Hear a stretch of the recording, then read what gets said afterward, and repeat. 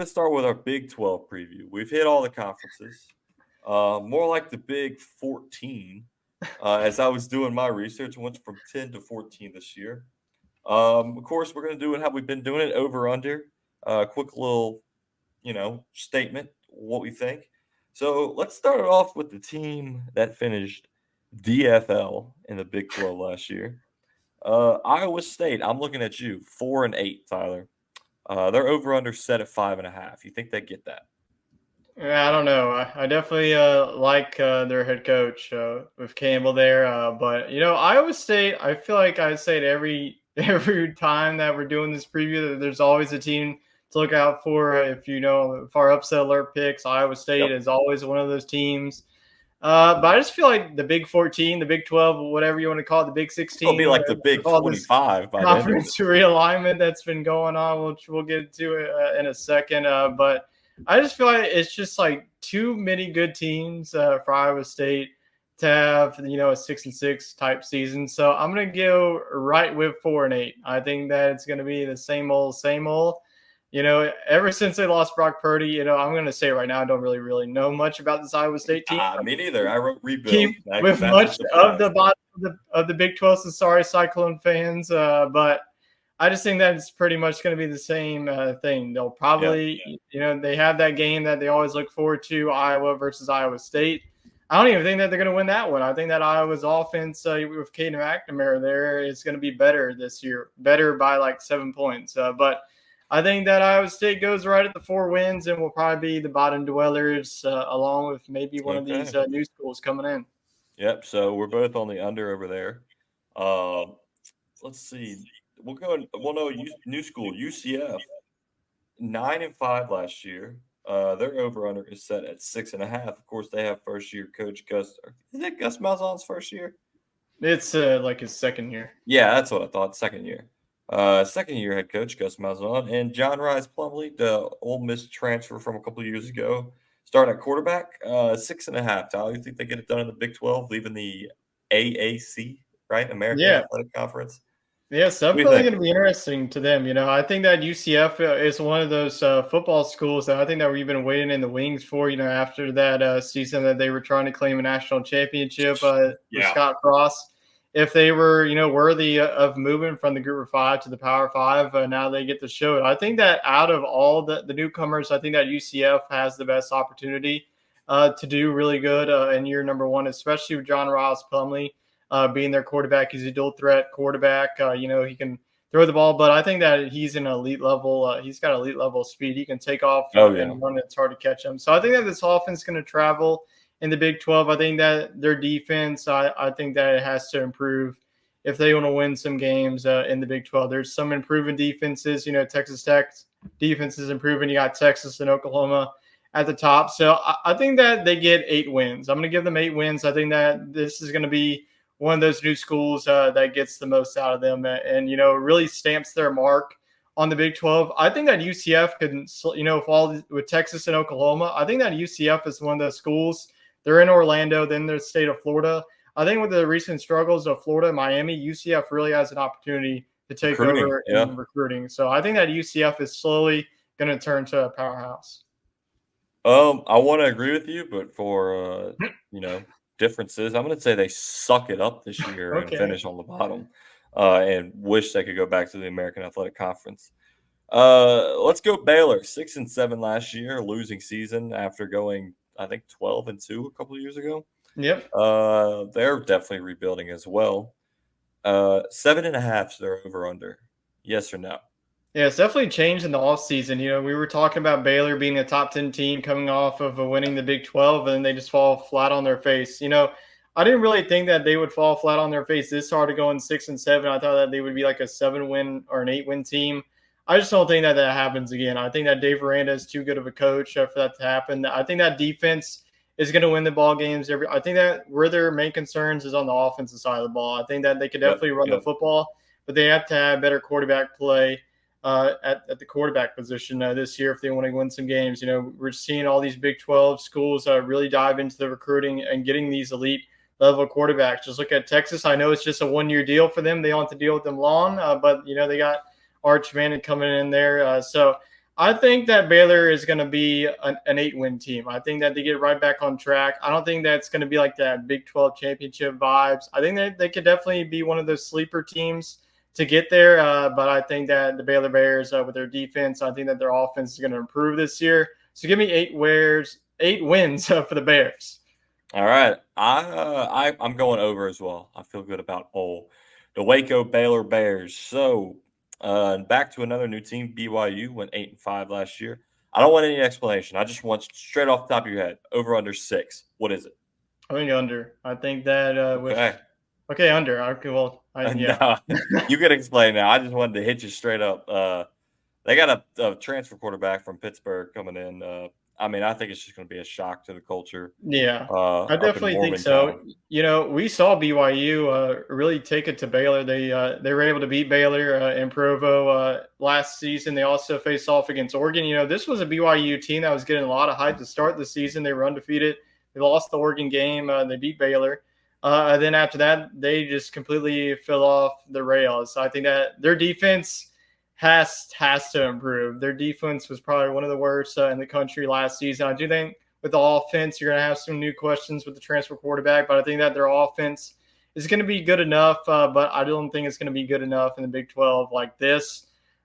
Give me 5 wins. I think that it's hard for me to put them above Iowa State because Iowa State's been in this conference. But I just feel like BYU is going to get at least like 1 or 2 wins, and we're going to look back. How the heck did they beat this team? But I think that BYU gets to 5. Okay, somebody I'm high on. Kansas. 6-7 last year, but remember they lost Jalen Daniels after they won 6 straight games. I think that's when they lost them.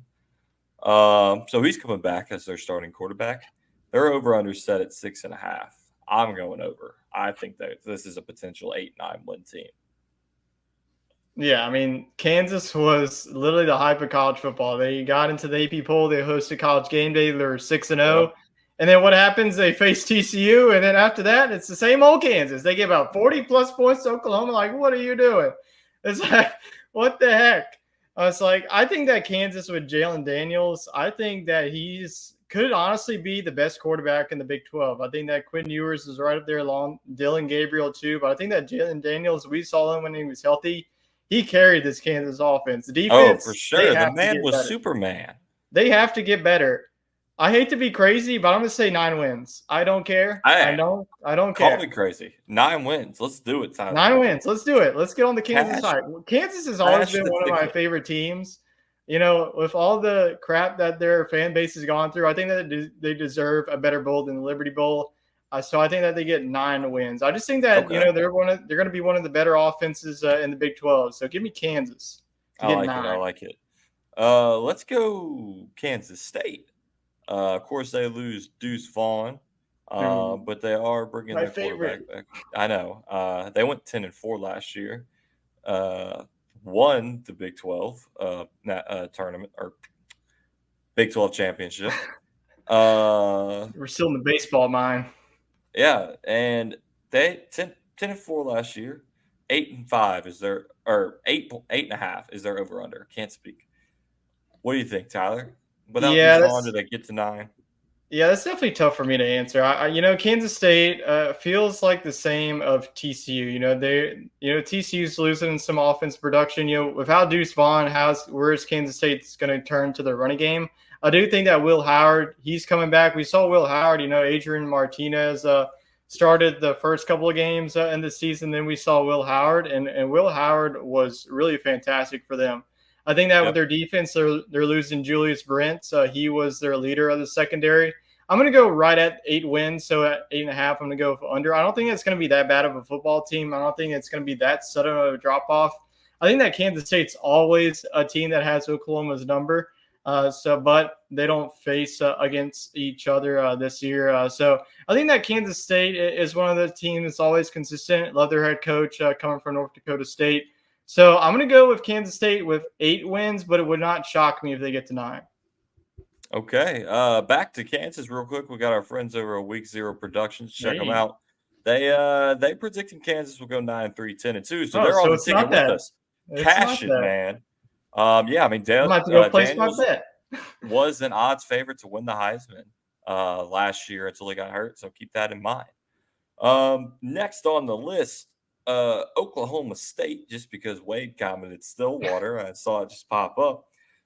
They went 7-6 last year. They're over under set at 6.5. They're in the midst of a QB battle with not much defense on the other side. So Tyler, 6.5. Yes or no?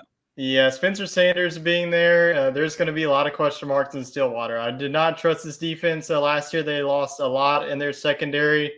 With 7 wins, I think they're a 6-6 team. It feels like I have to get at least one Big 12 team at 500. I hate to do it. Mike Gundy is one of my favorite college football coaches, especially with one of his quotes that he had. And I'm 40. I'm a man.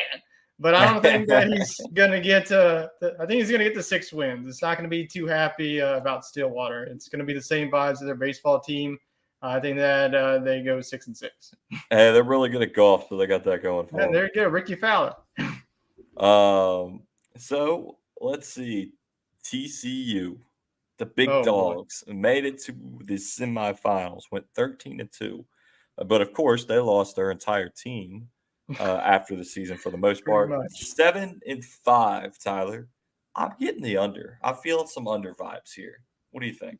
Yeah, this is a lot of offensive production. You're losing your starting quarterback. You're losing one of your best receivers, Quentin Johnson. And then you're losing one of your best running backs. Yeah. And then on defense, I think that you were pretty good, but you also lost one of your top cornerbacks. So this feels like it's going to come back down to earth for TCU. This is going to be another 6-6 team. I don't think that they're going to be that bad enough to miss out on a bowl game, but it's going to be back to reality. I think that TCU, like I mentioned, has an opportunity, UCF to become a juggernaut. They did it back then in the Mountain West with Boise State. I think that with a couple of recruiting, once you make it to the national championship, I feel like you need at least 2 more years to get back to that. So I think that TCU feels right at 6-6. Okay. And let's go. Who's feeling lucky? Keep it in Texas. Let's go Houston. New team to the league, 8-5 last year. They're over under a set at 4.5 after an 8-win season. But you got to keep in mind their defense let up 32.2 points per game, which is pretty on par for the Big 12. And they have a transfer quarterback from Texas Tech. 4.5, just because I'm in Houston right now. Let's give them 5 wins. Tyler, do you agree with me? We'll see. I feel like a lot of teams in the Big 12 are losing at least a quarterback or wide receiver. Houston's losing both. Clayton Tune is drafted. He's gone. Tank Dell is drafted. He's gone. Like you mentioned, their defense is like one of the worst. It's right up there in the Big 12. I'm going to go under. I think that they're going to get last in the Big 12. It's going to be a culture shock for them.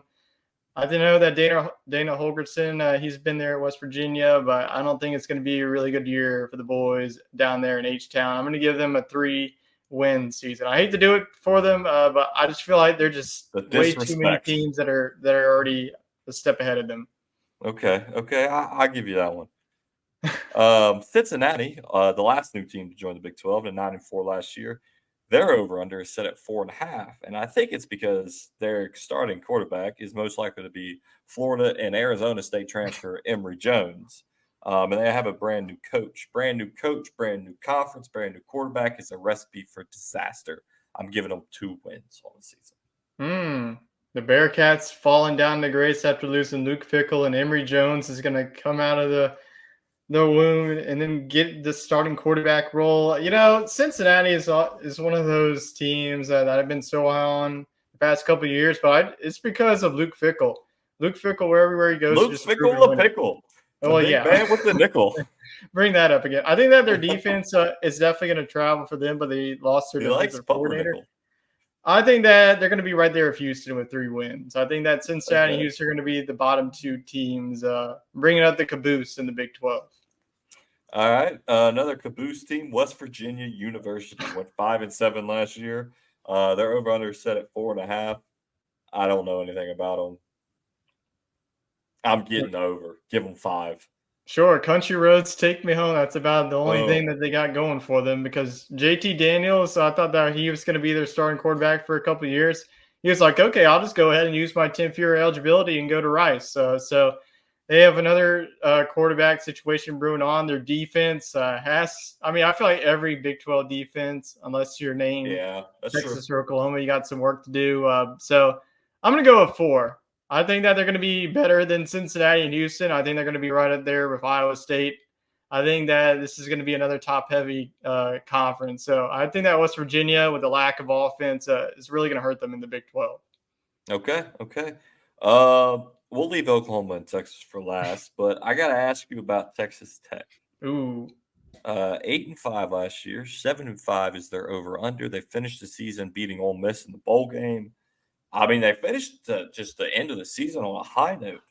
I'm giving them 9 wins. I think Texas Tech is a sneaky team to watch out for to win the Big 12 this year. Yeah, this is my team, my dark horse team that can win the Big 12. I think that they blew the doors off of Ole Miss. I don't know if you watched Oh, it that wasn't Texas even a Bowl, game. but they put up 42 on them. I think that with the starting quarterback, he's experienced. I think that their defense is improving. Last year, we saw it from week 1 all the way to last season, they beat a Texas team that everybody was talking about, oh, they lost by 1 point to Alabama. They're so good. And then Texas Tech, goes in overtime and be like, oh, no thanks. So I think that Texas Tech, I'm going to give them 9 wins. I want to give them 10 wins. I think that's a little bit too far. I do think that 9 wins. I think that Texas Tech is going to be one of those teams that you do not want to see on your schedule every Saturday. So I'm going to go with Wreckham. Wreckham, okay, out there in Lubbock. Let's go Oklahoma. Last year, pretty bad season, 6-7 with Brentville Ventables, however you say his name. Venables with his first year as head coach. Looking to bounce back. They got some good guys out of the portal. They got Dylan Gabriel returning at quarterback. Their over/under jumps up to 9.5. Are you drinking the Sooner Kool-Aid before they join the SEC? Yeah, year 1 in Brent Venables' career was not very good, especially on the defensive side of the ball. You would not ever think that that defense would be that bad under Brent Venables. I don't think that happens again in year number 2. Dylan Gabriel coming back, he's experienced, coming from UCF. He's going to be facing UCF. That's going to be a story to watch this season. So I think that their offense is going to travel. I think that their defense is going to improve. They lost a lot of games that were very close this season. I just don't think that that narrative happens again this season. I think that this is a team that completely flips the script. Give me 10 wins for the Sooners. I think they get back on track. Okay. Dylan Gabriel's the guy that got his no, that's Mackenzie Milton. No, yeah, that's Mackenzie Milton. Torn off. All right, last one. Texas. We're going horns up or horns down. 8-5 last year. Over/under is also set at 9-5. I mean, are you rolling with the mullet with Quinn Ewers? Are you thinking Arch Manning's going to start? I mean, they almost beat Alabama in Austin. They got them in Tuscaloosa this year. 9.5, Tyler, over/under. I feel like every year they're saying Texas, we're back, and then every year they're going like 8-4 and 7-5. It's just like one of these years Texas has to do it, and it's got to be now before they get to the SEC because they're not going to be doing it over there. I'm going to tell you right now, Texas fans are going to be like, "Oh yeah, we are." No, the heck you're not. The Big 12 from the SEC is completely different. I think Quinn Ewers. Asking your question, he's going to be the starter. Arch Manning will be the starter in the future. He's going to get his time, but it's Quinn Ewers' time. I think that there's no way that they beat Alabama on the road. I mean, if they couldn't beat them at home with Bijan Robinson, the star power they had on offense, I do think that Texas's defense is going to be the best in the Big 12 this season. And losing Bijan Robinson, that's like a generational talent that you have to improve on. So this is a team that I'm going to go ahead and say that's going to get to 10 wins, but they're probably going to let me down and lose to a team that they shouldn't. So I'm going to go with the over, go with 10 wins. I'm always horns down, Tyler, but yeah, I picked them to win the Big 12.